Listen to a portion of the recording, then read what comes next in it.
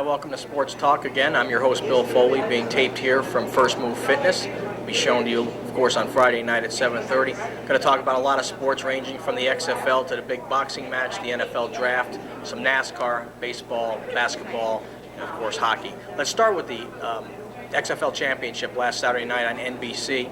10,000 fans showed up at the LA Coliseum to watch the LA Extreme pound the San Francisco Demons 38-6. Tommy Maddox was 16 of 28 for 210 yards, 2 touchdowns, and 1 interception. He won the MVP for the game. Saladin McCullough chipped in for 20 carries and 109 yards for the Extreme. Everybody's talking about the league, how it's a fledgling league and it's not going to make it. NBC and UPN are talking about pulling out on the television rights, but I'll tell you what, football's football, and I really enjoyed the whole season. Of course, Saturday night's game was a blowout. It was much anticipated to be a blowout. The line opened at 9.5. Of course, the final being 38-6 probably had some of the fans changing channels early in the game, but football is as hard-hitting as it is in the NFL. We know it's not NFL football, but it is hard-hitting, and it's exciting for any football fan to watch. They're talking about maybe next year expanding for 4 more teams, maybe a few more cities, so hopefully the XFL does come back next year. If all the sports writers around the country would quit picking on the XFL, maybe some fans would show a little more interest. Don't forget the Las Vegas Outlaws season this year. I mean, the fans here in Las Vegas came out, and supported our team very well. 3 of the Outlaws already have been signed by NFL teams for next year. So maybe if Vince McMahon ups the salaries a little bit for the players in the XFL, we can get some more talented people for the XFL. Also, let's talk about the NFL draft. We're going to look at just the first 10 picks in a draft, and actually we're going to talk about a trade also made between Atlanta and San Diego. The first pick of the draft Atlanta got from San Diego was Michael Vick, the quarterback from Virginia Tech. They think he's going to be their franchise quarterback. He might not start out the year as the starting quarterback, but look for Vick to be the starting quarterback sometime during the year. Arizona drafted Leonard Davis, an offensive tackle out of Texas. A huge guy, great offensive tackle. He's a much better run blocker than he is a pass blocker, but Arizona's got to find somebody to help out Plummer, the quarterback. Cleveland drafted Gerald Warren, a defensive tackle out of the University of Florida. Great speed, led the team in sacks, a big defensive tackle with speed. They're not easy to come by, and I think Cleveland made a great choice by that selection. Cincinnati drafted Justin Smith, a defensive end out of Missouri. Cincinnati, of course, with the running back Corey Dillon already. Having problems at quarterback, you got to wonder what they're doing drafting a defensive end. I don't think Achilles Smith is going to be the answer for the Cincinnati Bengals. 5th pick in the draft was a trade down. San Diego had the first pick, traded the pick to Atlanta. In return, they got Tim Dwight, a couple of draft choices, and the 5th pick in the draft, who they wanted anyway, was LaDainian Tomlinson, the running back from Texas Christian. I think San Diego gets an A+ in this draft. Not only did they get LaDainian Tomlinson, Tim Dwight, the best kick returner in the NFL, but in the second round they picked up Drew Brees, probably the quarterback of the future for San Diego, and it's a great situation for them. You have Drew Brees sitting down behind Doug Flutie for about a year or 2, learning the system, and coming in to play quarterback maybe next year or the year after. So I think San Diego did a great job this year in the draft. New England drafted 6th and drafted Richard Seymour, defensive tackle out of Georgia. Seymour was the defensive leader at Georgia. Didn't miss a game in his 3 years of college there, and it's a great selection for New England. San Francisco drafted defensive end Andre Carter from California, the hometown kid. I think Mariucci might have had a little pressure drafting him, but San Francisco's offense had no problem last year moving the ball at all, and their defense definitely needed a boost, so I think it was a good selection for Frisco. Chicago, on the other hand, drafted David Terrell, wide receiver from the University of Michigan. First of all, you got to have somebody throw the ball to Terrell. So I don't know what that draft pick was about. Chicago's had a lot of problems on offense. Cade McNown, I think, will be in his 3rd or 4th year coming up. They're going to have a lot of quarterback problems. I think they could have had a much wiser selection than a wide receiver in the 1st round.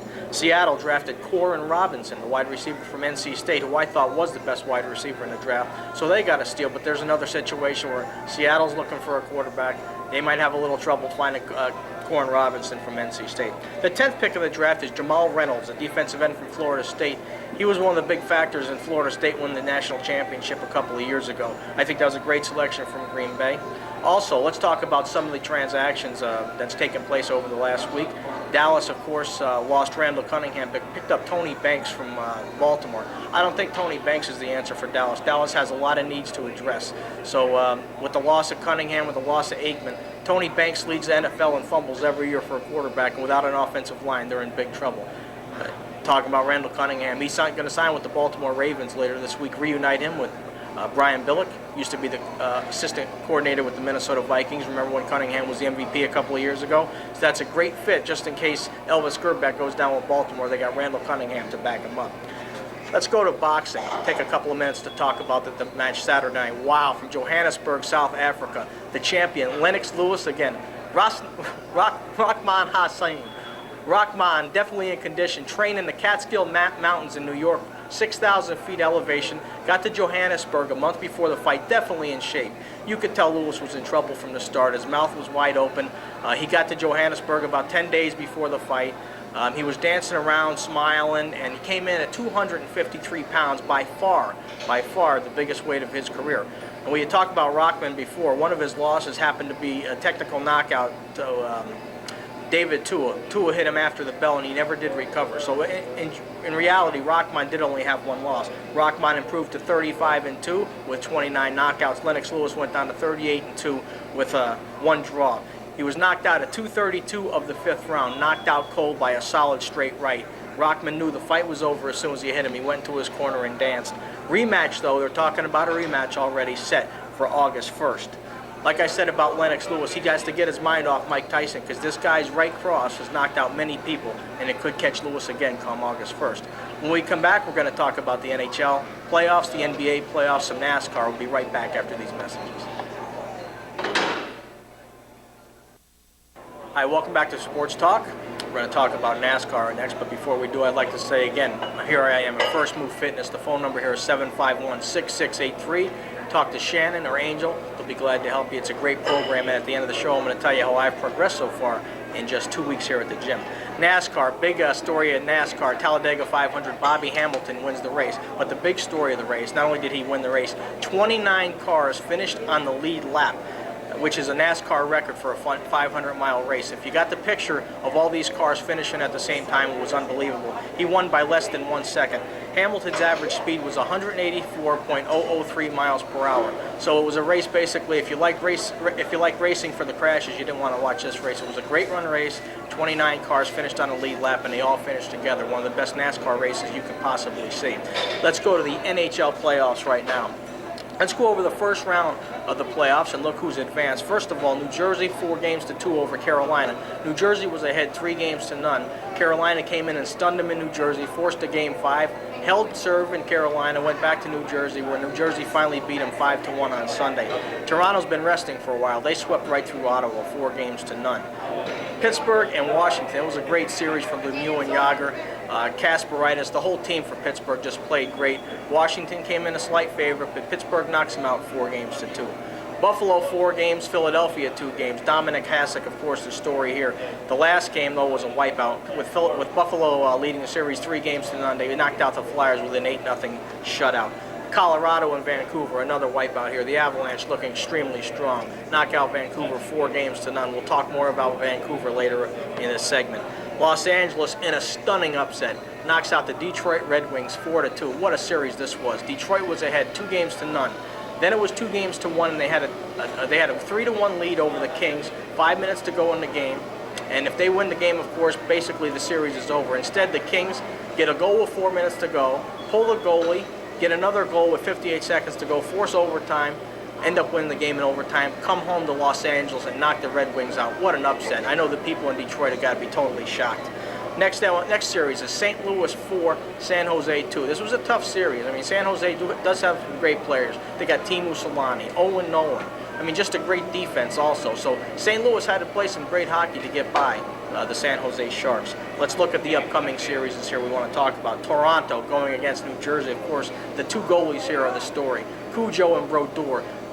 New Jersey, which led the league in scoring, is going to have a hard time against Cujo. Cujo's, right now, as far as the NHL playoffs is concerned, is allowing the least goals per game. Also, Pittsburgh at Buffalo. What can you say? Pittsburgh, Lemieux and Yager. They're going to have to do it against a dominator, Dominik Hasek.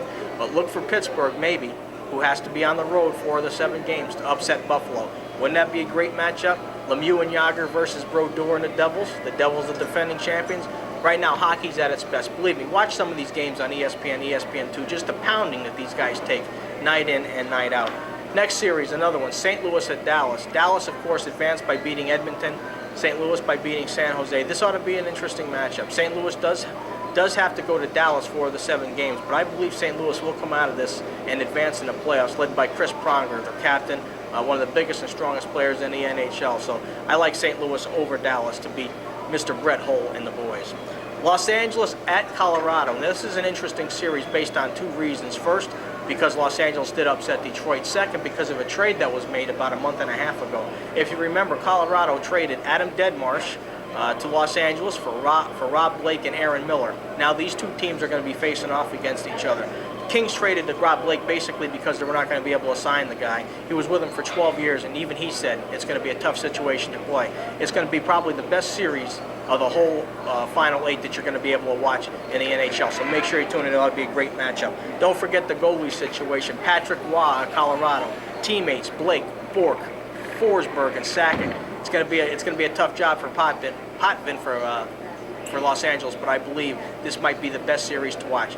Unfortunately for you, when you watch this, the first game will already be over. It's on 7:30 on Thursday night. When we come back, we're going to talk about Major League Baseball, the NBA playoffs, and much more. We'll see you right back.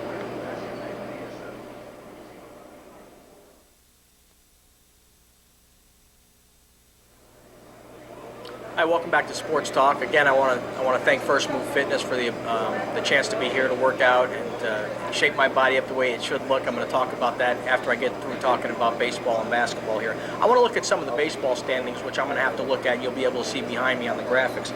Right now, the Red Sox and the Blue Jays tied for first place in the AL East at 14-7. Carlos Delgado, the story for the Blue Jays, 10 home runs already. He has 3 home runs in a game twice already this season. For the Orioles, slumping right now at 10-11. Cal Ripken off to a slow start, batting just 162, hit his first home run yesterday. He says he's the healthiest he's felt in the last 3 years, so let's hope Cal turns the season around so they quit talking about him retiring. In the Central, look at them Twins, 15-4. Yesterday they went up against Pedro Martinez. They were losing 3-2 in the 9th inning, and Rod Beck blew the game for the Red Sox. Twins ended up tying it and winning the game in extra innings. 15-4. Tom Kelly's not a stranger to taking a team all the way with not much talent. Remember, he did it twice, once in '87 and again in '91. That's unbelievable for a small market team. A great job by Tom Kelly.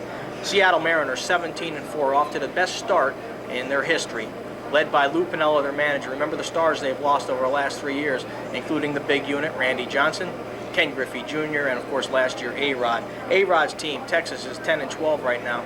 Not A-Rod's problem. The pitching is absolutely horrible. Texas continues to score runs, but they just seem to be outscored every time they score them.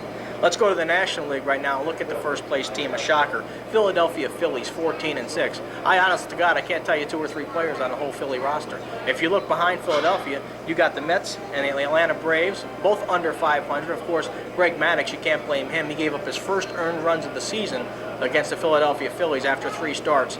Maddux is 2-1 with an ERA under 1. Another great start for Greg Maddux. Let's look to the Central now. The Chicago Cubs at 12-8, leading the Cincinnati Reds and Houston Astros by 1 game. If the Cubs lead a division at the end of this month, it'll be the first time in 17 years that they've led their division after the first month of the season. So it's been a long time coming for the poor Cub fans. Trust me, I know about being a poor fan. I was a Red Sox fan my whole life.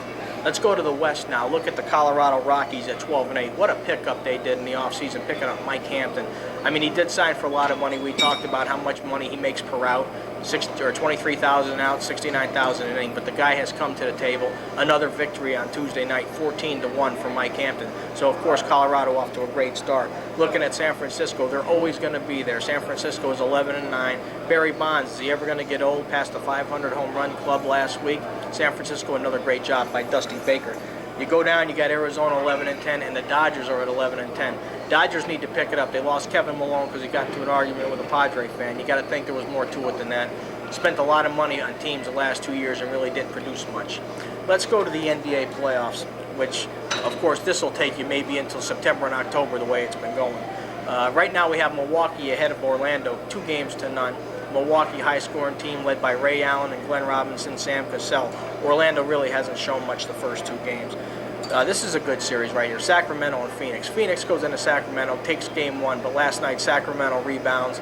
Series tied at 1-1. Phoenix has one of the best players in the NBA, UNLV's own Sean Marion, who leads the Phoenix Suns. New York Knicks and Toronto Raptors. Now remember, the playoffs started on Saturday. Here it is Thursday. They've played 1 game so far. The Knicks lead the series 1-0. New York is a small team. Biggest guy on their team is Marcus Camby at 6'10", but they had a big game from Kurt Thomas on Saturday, and New York leads the series 1-0. Charles Oakley's going to be coming into New York tonight with a chip on his shoulder. I want to talk about the Lakers and Portland. This is a funny series to watch. Lakers are up 1-0. Of course, they haven't played either. This is their second game tonight. Big story here is the nut, Rasheed Wallace. This guy had 42 technicals in the regular season. He's been ejected like 12 times. The NBA has to protect their image. This guy either has to settle down or they got to get rid of him from the league. This guy's worse than a drug user. Next series, Philadelphia and Indiana. Philly and Indiana tied 1-1.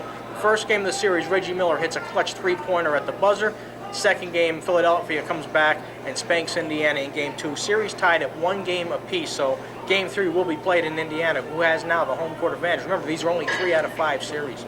Next series, Charlotte leads Miami 2-0. Charlotte goes into Miami, beats Miami both games in Miami, so the next 2 games will be in Charlotte. So if they win one of the next 2 games, the Heat are out of the playoffs. The bad news for the Heat, Tim Hardaway will be out for the remainder of the series. So Hardaway's gone, down 2-0. Miami's in a heap of trouble. Next series, San Antonio leads Minnesota 2-0. Minnesota very competitive in the first game. They had a chance to win it. A couple of turnovers late in the game and some free throws by San Antonio did pull the game out. But the second game was all San Antonio from start to finish. Minnesota definitely has to win the next 2 games at home to hold serve. Kevin Garnett's going to have to take over. Wally Szczerbiak did a fine job in the first game, but kind of disappeared in the second game. The next game in the last series we're going to talk about is the Utah Jazz and the Dallas Mavericks. We talked last week about how the NBA can't stand the Dallas owner, Mark Cuban. We'll get to that in a second. I want to talk about the first game. If you watch the first game, the officials basically took the game away from Dallas. I'm not a Maverick fan, I'm not a Jazz fan, but I'll tell you what, I watched the game. Don Nelson got ejected. There's 2 technical fouls. Another 2 technical fouls were called. Karl Malone basically was touched and just hand-checked, and he's getting calls left and right. Practically mugged was Bradley, the 7'7" center from BYU. No foul was called, so you can see why Don Nelson was ejected. Utah leads the series 2-0, and right now they're going into Dallas, which it's going to be hard for Utah to win one of those games there. I bet this goes to a Game 5. Okay, I want to take the last couple of minutes of the show to talk about First Move Fitness. I started here a couple of weeks ago. Shannon put me on the program. I weighed in at 196 pounds. I progressed now. I've been to 8 workouts, 2 a day. I fibbed a little. I didn't come twice on the second 2 a day, but I am in the process of moving, so that's the reason. But even though I didn't come, the weight's still down from 196 to 188. So I've lost 8 pounds in 2 weeks. He promised a 7 to 10 pound weight loss, and he definitely has come through. So make sure you give Shannon or Angel a call here, 751-6683-751-MOVE, First Move Fitness. You'll be glad you did. It's summertime is coming, and remember, I said it last week, I'm going to say it again. If I can do it, you can do it. I want to thank everybody for tuning in to Sports Talk. We'll be back here again next Friday night at 7:30. And like I said, if you got anything you want to add to the show, you know where to reach me. We'll see you next Friday night.